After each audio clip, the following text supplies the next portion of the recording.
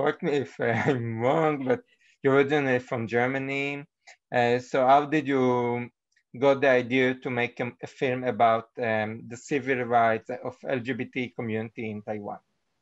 I was working at the Goethe Institute, which is a German political institute, cultural institution, and I was in the office in Taipei.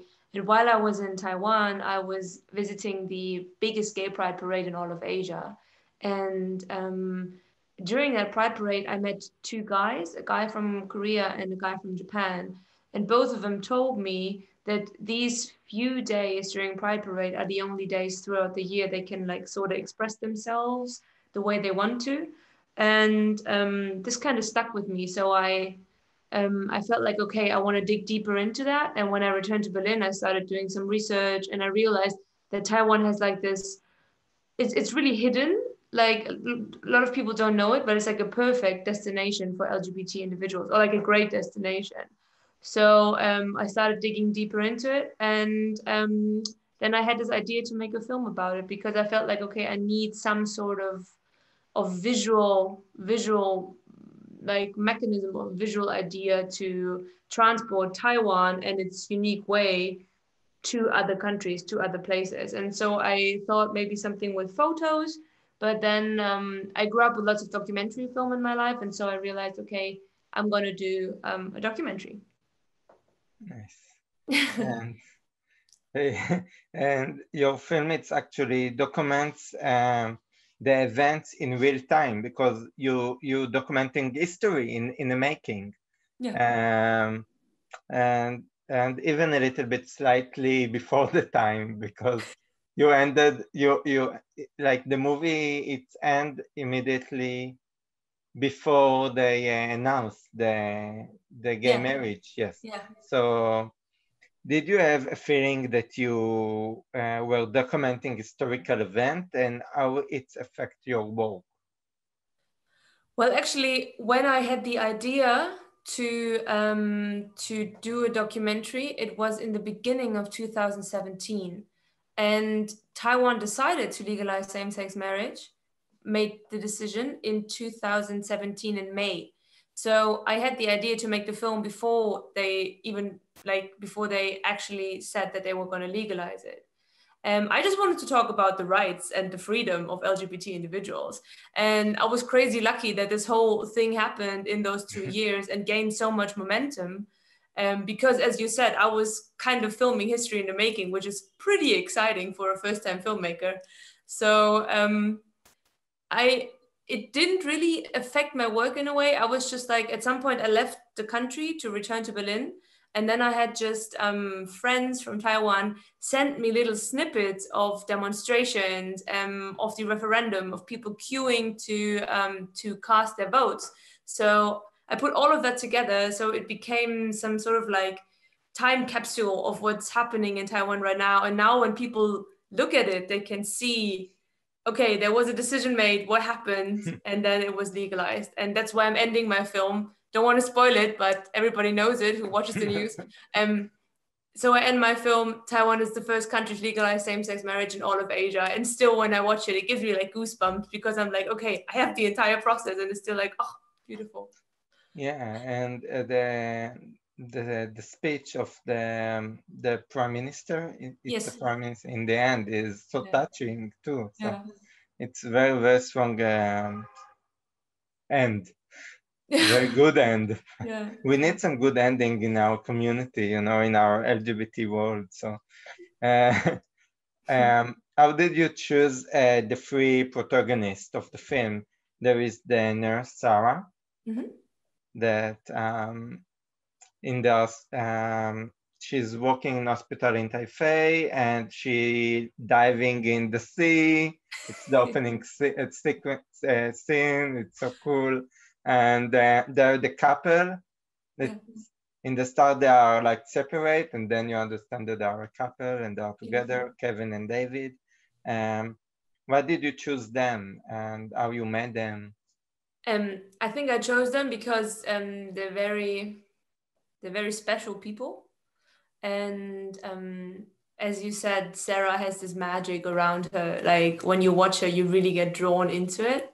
So I think that made my choice of Sarah pretty clear. And the whole story, how I found them was I actually, when I went to Taipei, all I had was the idea in my head. So I was just like asking a bunch of my friends to introduce me to everyone who identifies as either gay or lesbian. And then I just want to sit down with them and I ask similar questions like how life is, how free they feel, how safe they feel, if they had their coming out, and if how families reacted, how friends reacted, how the workplace reacted. And then I actually found two people I really wanted to shoot with, but they both told me they weren't really out to their families, and so it was not my place to have my film be the place where they have to like kind of come out. So I remember a friend of mine gave me a list, and Sarah's name and number was on the top. And so I called her, and when I met her, I just felt like, okay, this is definitely the right person because she's outspoken. She's also sort of stubborn, and she really knows what she wants in her own ways. And then she introduced me to Kevin and David, who are actually friends of hers. And this was just really like a match. It was beautiful, and I was really lucky for them to also have said yes, to agree to be part of my film. And yeah, I think it's just really great because I got the chance to kind of show the bigger picture, because I'm able to have like a lesbian perspective. I'm also able to show a gay perspective, and also the generational divide, because Kevin and David went through different things in their youth than Sarah did. So I'm able to have like a lot of different perspectives covered in that film, and tell the story out of like from the eyes of those three marvelous individuals. Yes, and you see them together, I think, in the markets. And Yeah. yeah, she looked so different in the scene, and I was okay. It's because she have a long skirt, I think, long dress, Yeah, and I yeah. was. This is Sarah. She's not. Yeah, because she wasn't in her bikini. So. Sure. Yeah. Did they watch the movie already? Yeah, I sent them all DVDs. Oh, nice. And Yeah. what was the response? Kevin told me he really, really liked it, and David as well. I think Sarah too. I don't recall it that much. No, yeah, I think yeah, all of them told me they liked it, but Kevin was really touched that I was able to like show his story, because it's really special. You know what I mean? Like it's really special that after all those years somebody comes and kind of like films you to talk about something that is really like secret or sacred to you in a way. And that was really special. Yeah, his reaction, yeah, was really, really beautiful. Nice. Yes, they are very unique people, and you connect with them immediately. There is no. So they are good selection. You did Yeah. a good selection. Yes. Thank you very much. From the film, it seems that the LGBT community in Taipei is very active Mhm. and very united, and they are very okay. They know what they want and they getting it. You know that this was my feeling when I watched the movie, and I think this is why they succeed. You know, to get the married right and LGBT rights. And what do you think other communities in the world can learn from the LGBT community in Taiwan, in Taipei? Do you mean like in general LGBT communities worldwide? Yes, like, you Yeah, know, communities without, you know, gay marriage, like in Israel.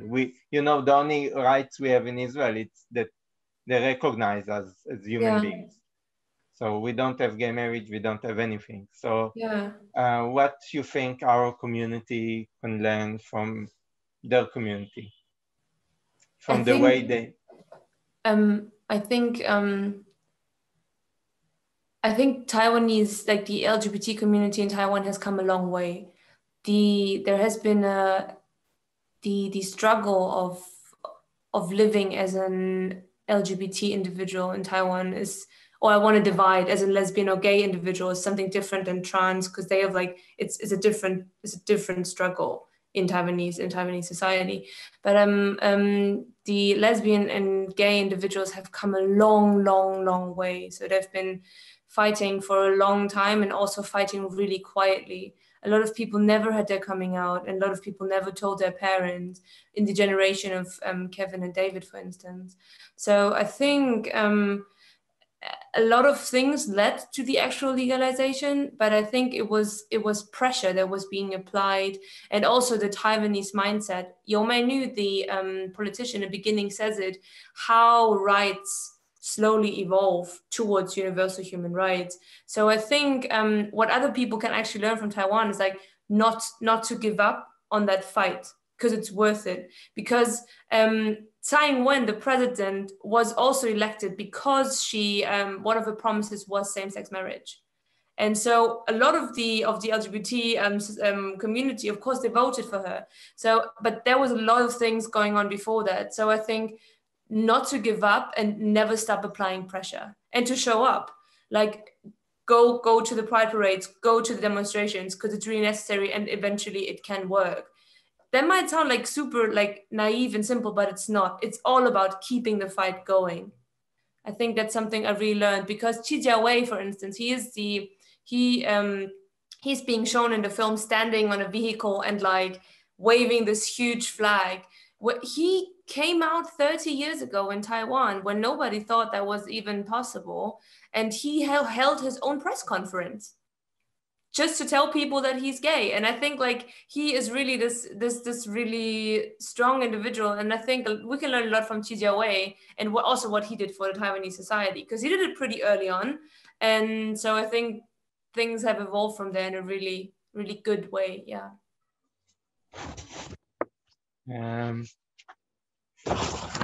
From the film, it seems that the Pride Parade in Taipei, it's really impressive. I was the experience to shooting in such a huge Pride. It felt like a huge celebration. Yeah. And would you recommend people from abroad to visit? Like, I'm going to Berlin Pride or Amsterdam Pride. I never thought to go to Taipei Pride, you know? Do you think we should start to think about Taipei as a destination for Pride? Absolutely, like 100%, really, because as I said earlier, it's the biggest Pride parade in all of Asia.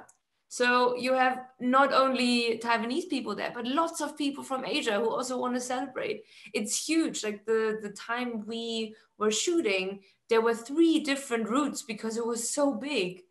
And they all met in the middle at some point, which was like a huge party. So the shooting experience was really great because it was the first day of shooting, like my first day ever of shooting.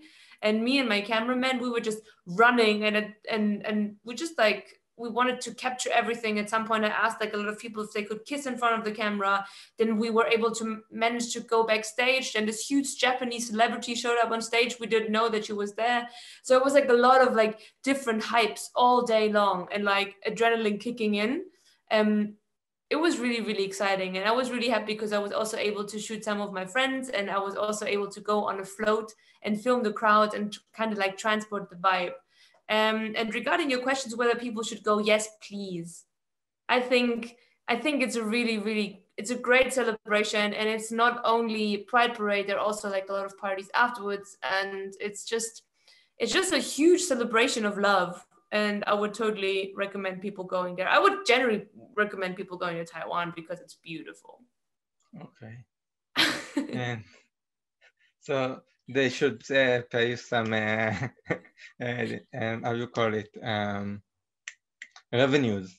Yeah, from the tourists. The tourism bureau. Good.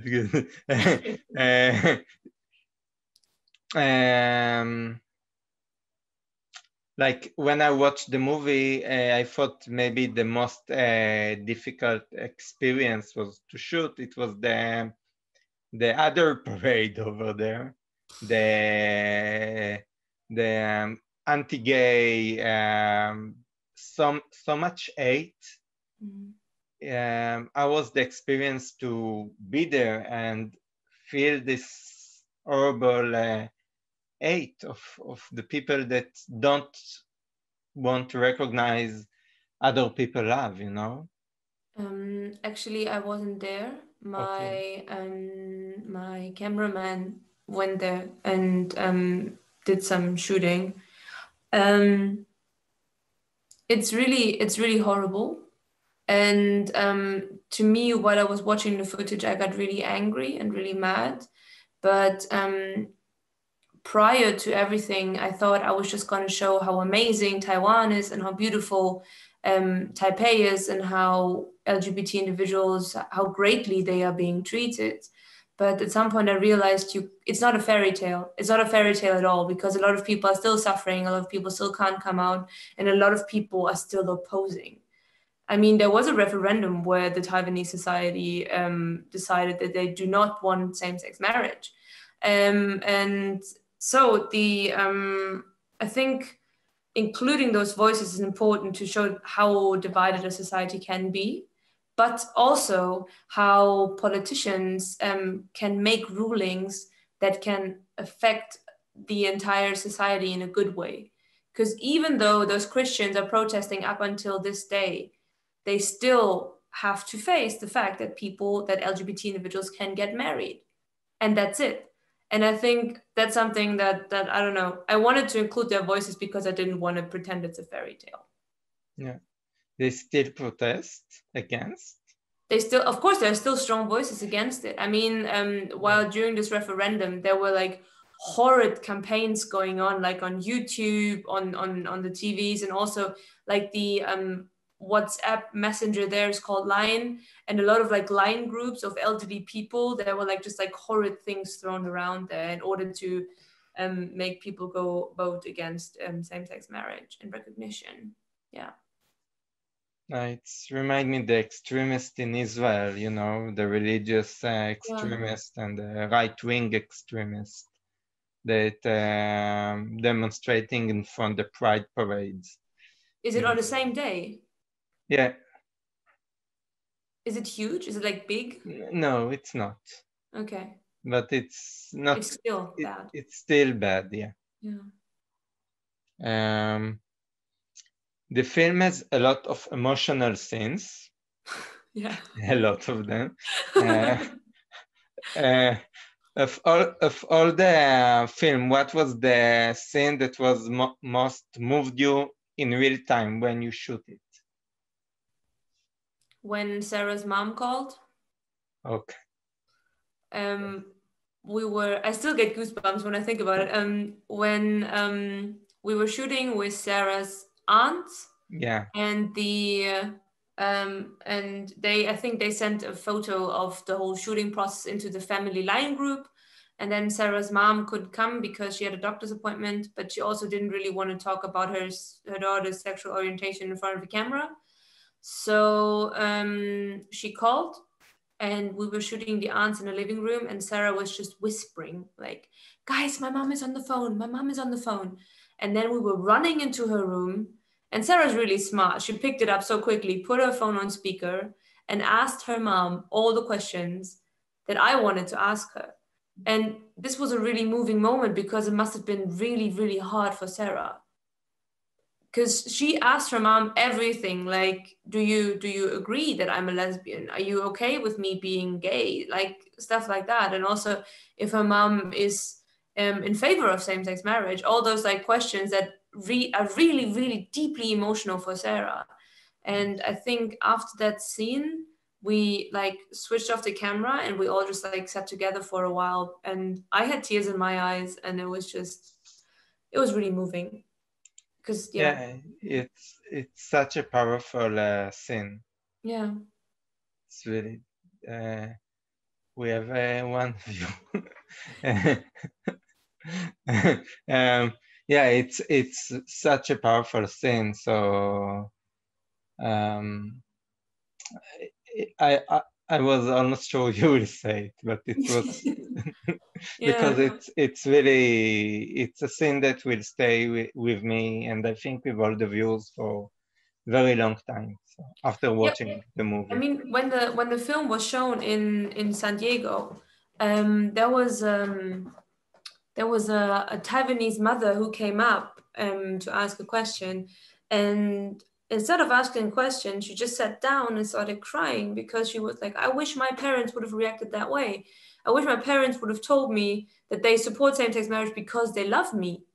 I mean, Sarah's mom is clearly torn between tradition and Sarah because she also says that she would like to have a child. I mean, everybody can have a child. Lesbian couples can have children. Like gay couples can have children, of course. But I think that it's just really like it's just a really, really powerful scene.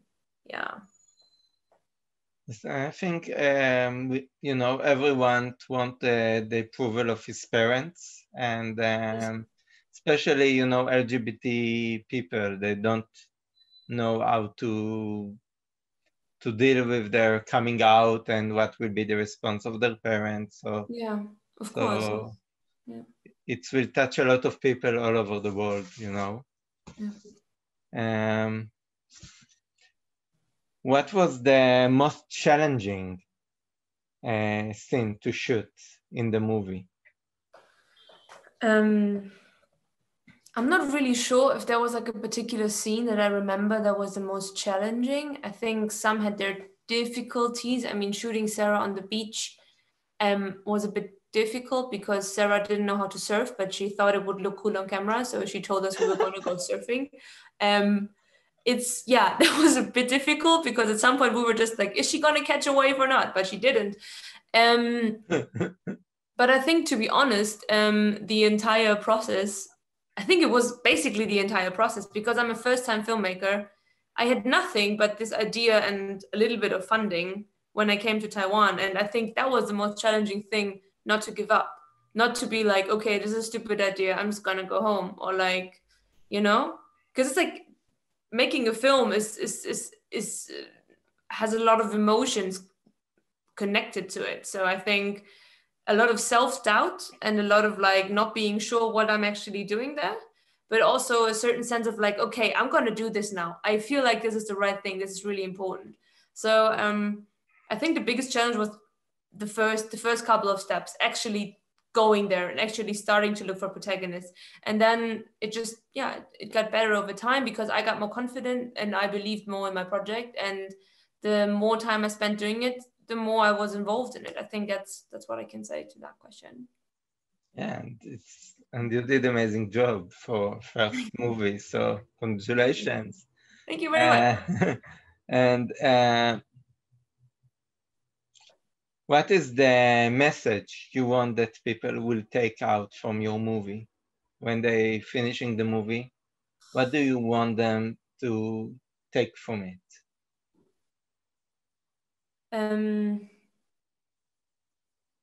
Well, that's a difficult question because